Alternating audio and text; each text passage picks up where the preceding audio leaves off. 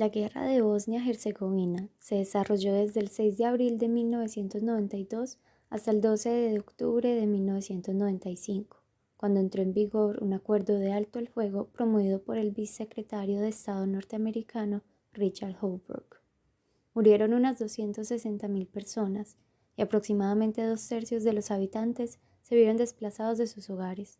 Se produjeron violaciones de los derechos humanos a gran escala, comprendidas detenciones forzosas, torturas, violaciones y castraciones. Se destruyeron muchos monumentos históricos de valor incalculable. La guerra suscitó un enorme esfuerzo internacional que incluyó negociaciones políticas de alto nivel con la participación de todas las grandes potencias, los esfuerzos humanitarios de instituciones internacionales y ONG y gran atención por parte de los medios de comunicación. Bosnia-Herzegovina era la república con más mezcla étnica de la antigua Yugoslavia. Según el censo de 1991, la población estaba formada por musulmanes, serbios, croatas y otros que incluían a yugoslavos, judíos, gitanos y personas que se calificaban de diversas formas, como jirafas o lámparas. Aproximadamente la cuarta parte de la población pertenecía a matrimonios mixtos y, en las zonas urbanas, florecía una cultura laica y pluralista. La gran diferencia entre los grupos étnicos era la religión. Los serbios eran ortodoxos y los croatas eran católicos. En las primeras elecciones democráticas de noviembre de 1990, los partidos que afirmaban representar a los diversos grupos étnicos obtuvieron más del 70% de los votos y se hicieron con el control de la Asamblea Nacional. Dichos partidos eran el SDA, Partido de Acción Democrática, que era el Partido Nacionalista Musulmán, el SDS, Partido Demócrata Serbio, y el HDZ, Partido Demócrata de Croacia. Aunque durante la campaña electoral prometieron que su meta era que las tres comunidades vivieran juntas y en paz, estos grupos acabaron siendo las distintas partes del conflicto. El objetivo político de los serbobosnios y los serbocroatas, apoyados respectivamente por Serbia y Croacia, era la limpieza étnica. Querían establecer territorios étnicamente homogéneos que acabasen formando parte de Serbia y Croacia y dividir Bosnia-Herzegovina con su mezcla étnica, en una parte serbia y otra croata.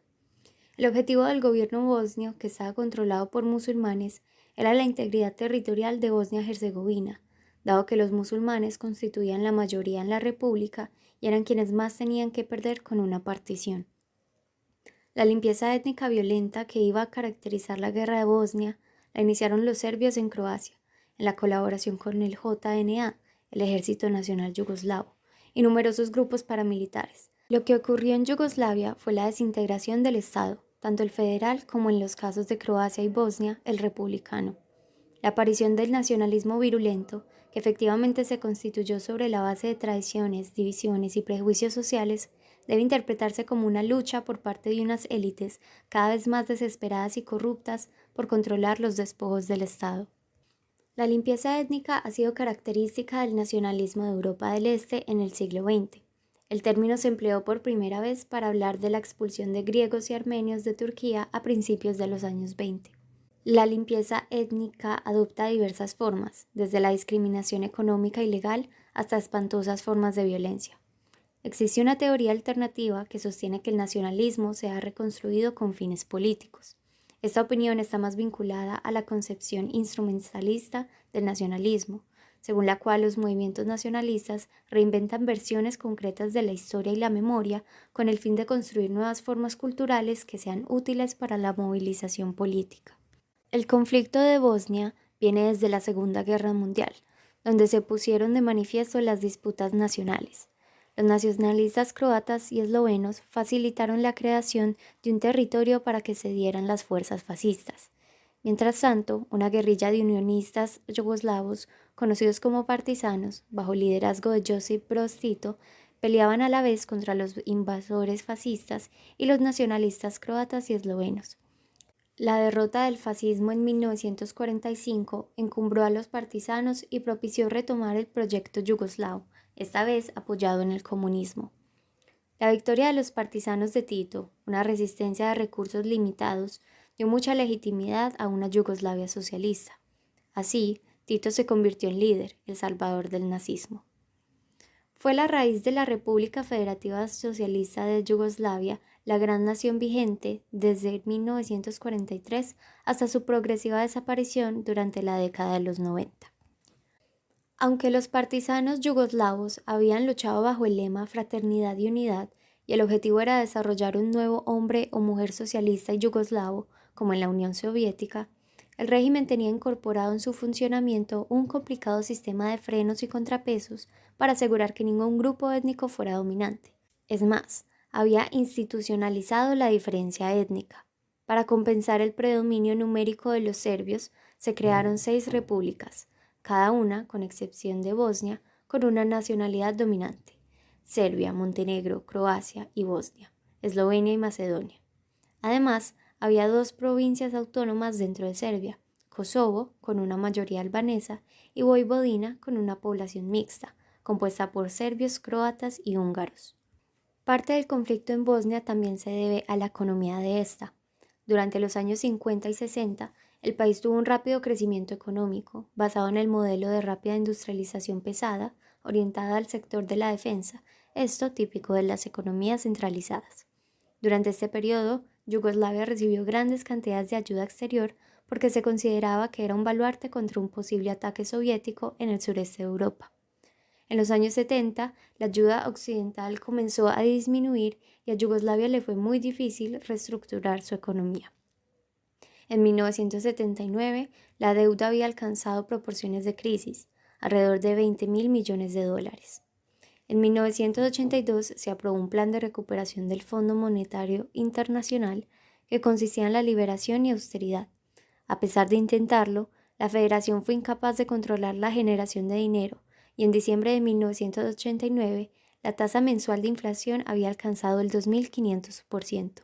Resultaron especialmente afectadas las clases medias urbanas, que dependían de los sueldos y pensiones del Estado, y los obreros industriales de zonas rurales, que se vieron obligados a sobrevivir con su pequeño sueldo. A raíz de esto, varios países se fueron separando de la economía del Estado yugoslavo.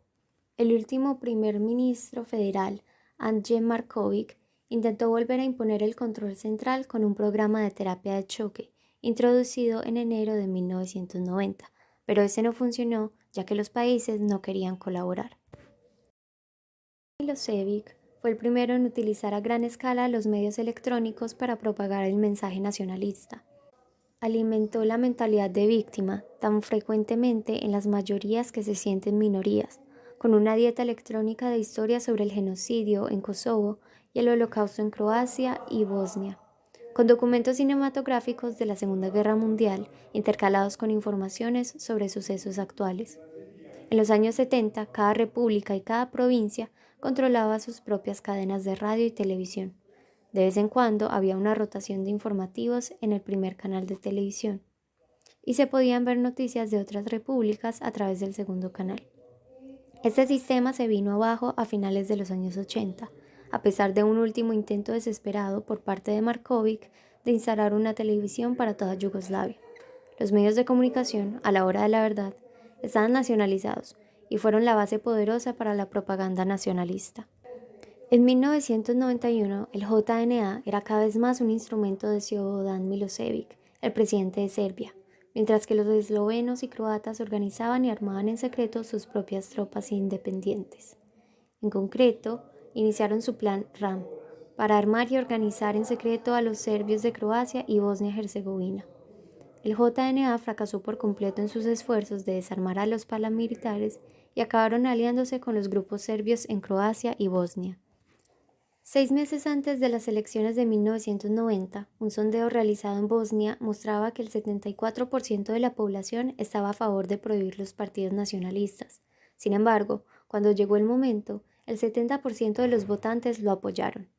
La mayoría de gente se sentía aturdida y no sabía a qué partido aliarse. No obstante, una vez comenzada la movilización política, sentían la necesidad de agrupar a su comunidad. Las elecciones las ganaron los partidos nacionalistas, que formaron una incómoda coalición. La guerra se precipitó por la decisión de la comunidad internacional de reconocer a Eslovenia y Croacia y cualquier otra antigua república yugoslavia siempre que celebrase un referéndum y reconociera los derechos de las minorías. El SDA y el HDZ estaban a favor de la independencia, los serbios no. Desde luego, es verdad que los nacionalistas serbobosnios, ayudados e instigados por los gobiernos serbio y yugoslavio, fueron los agresores, y que fueron ellos quienes iniciaron y aplicaron de forma más sistemática y extendida la política de limpieza étnica. También es cierto que el SDA siempre estuvo a favor de una Bosnia-Herzegovina unificada y multicultural, pero el multiculturalismo, para los nacionalistas musulmanes, significaba una organización política de acuerdo con límites comunitarios. La Comisión de Expertos de la ONU afirma que las fuerzas bosnias no emprendieron ninguna campaña de limpieza étnica, aunque sí cometieron crímenes de guerra. No obstante, hubo croatas expulsados o que decidieron marcharse de las zonas de Bosnia Central tomadas por las fuerzas bosnias durante el conflicto entre musulmanes y croatas, y lo mismo ocurrió con los serbios en las zonas ocupadas durante los últimos días de la guerra. En otras palabras, fue una guerra de agresión serbia y croata, pero también fue una nueva guerra nacionalista. Según Bogardel, la de Bosnia fue una guerra civil en el sentido de que fue una guerra contra la población civil y contra la sociedad civil.